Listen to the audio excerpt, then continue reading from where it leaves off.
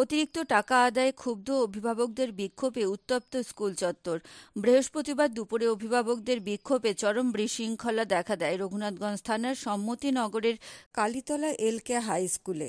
জানা গেছে, ডিআই অফিসের নির্দেশ ছিল অতিরিক্ত 160 টাকা করে ফেরত দিতে হবে। সে নিয়েই স্কুল কর্তৃপক্ষ অভিভাবকদের একটি সভা ডেকেছিল কিভাবে টাকা ফেরত দেওয়া হবে। কারণ মিটিং ডেকে বলা হয়, শিক্ষকের অভাব মেটাতে পার্ট টাইম শিক্ষক নেওয়া হয়েছিল, তাদের মাইনে ওই টাকা থেকে দেওয়া হতো। সহকারী প্রধান শিক্ষক আকবর শেখ বলেন, আর পার্ট টাইম শিক্ষক রাখা যাবে না, টাকা ফেরত দেওয়া হবে। প্রশ্ন উঠেছে, পার্ট টাইম শিক্ষক না থাকলে শিক্ষকের অভাবে ধুঁকতে থাকা স্কুল চলবে কেমন করে?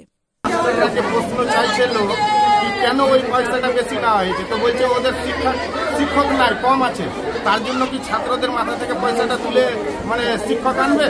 এটা তো সরকারি স্কুল। হ্যাঁ, তো মাস্টাররা এইভাবে এখন মানুষকে বুঝাচ্ছে, মানুষ বুঝছে না, এই নিয়েই আন্দোলন চলছে। এখন হেডমাস্টার বলছে কি 160 টাকা করে ফেরত দিবে। ঠিক আছে, 160 টাকা করে ফেরত দিবে, সেটা কালকে থেকে বলছে কি বাচ্চাদের পরীক্ষা আছে, ওই পরীক্ষার ক্লাসেই বাচ্চাদের হাতে দিয়ে দিবে টাকাটা। তো লোক মানছে না, ওই নিয়েই আন্দোলন চলছে। হচ্ছে যে আমাদের বিদ্যালয়ের অতিরিক্ত 160 টাকা যেটা দেওয়া হয়েছিল ভর্তির সময়, গার্জেন মিটিং করে ম্যানেজিং কমিটির সিদ্ধান্ত অনুযায়ী এরপরে 1 মাস আগে অভিযোগ আসে ডিআই অফিস থেকে, কেউ যা হোক অভিযোগ করেছে।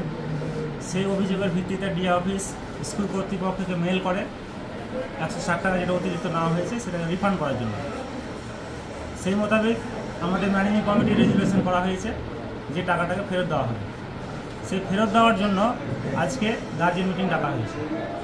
ফেরত কীভাবে দেবো? ছাত্রছাত্রীদের মাধ্যমে দেওয়া হবে। সেই যে ভর্তির স্লিপ আছে 160 টাকা, সেটা অরিজিনালটা নিয়ে আসবে, ক্লাসেই থাকবে। আমরা প্রত্যেকটা ক্লাসকে বলবো তারা নিয়ম অনুযায়ী তারা দাঁড়াবে, তখন স্লিপগুলো না। ম্যানেজিং কমিটি এবং অভিভাবক ওনাদের সিদ্ধান্ত অনুযায়ী এর আগেও আমাদের স্কুলে ছিল 2023 থেকে পার্ট টাইম টিচার, সে প্রায় 5 থেকে 6 জন ছিল, সেখান থেকে আমাদের স্কুল চলছিল। এর ফলে যেহেতু অতিরিক্ত 160 টাকা থাকছে না, সেখান থেকে বেতন দেওয়া হতো, সে বেতনটা যেহেতু দেওয়া হচ্ছে না, 160 টাকা ফেরত দিয়ে দেওয়া হচ্ছে, এই কারণে পার্ট টাইম টিচার রাখা সম্ভব নয়। এটা ম্যানেজিং কমিটির সিদ্ধান্ত। অফিসের ব্যাপার, ডিআই অফিস থেকে যেহেতু ওনারা বলেছেন, ওনাদের যেহেতু নির্দেশ আছে এইভাবে, সেহেতু আমরা এইভাবে এগোতে। কত টাকাটা নেওয়া হয়েছিল গার্জেনের মিটিং করে ম্যানেজিং কমিটির সিদ্ধান্ত অনুযায়ী, যে আমাদের পঠন পাঠনের একটু অসুবিধা হচ্ছে 2023 সাল থেকে যেটা হয়ে এসেছে, যে পার্ট টাইম টিচারের যদি কয়েকজন থাকে তাহলে পঠন পাঠনটা সুবিধা হয়।